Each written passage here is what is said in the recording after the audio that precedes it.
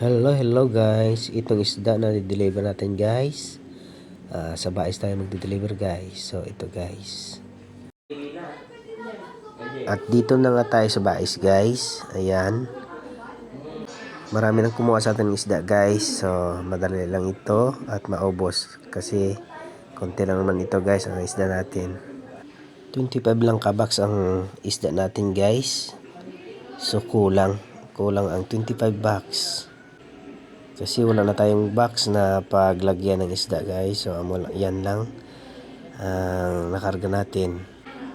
So yan guys, malapit na maubos ang isda natin. Yan. Maraming panting dito guys na kumukuha ng isda, bumibili. At kami lang nakadeliver dito guys, kaya madali lang ito maubos. Yan, konti na lang isda natin guys. At makauwi na rin tayo agad. Oras pa lang ngayon guys is 3 o'clock sa umaga guys. Yan guys, ubos lang isda natin. So hintayin na natin ang box natin para makauwi.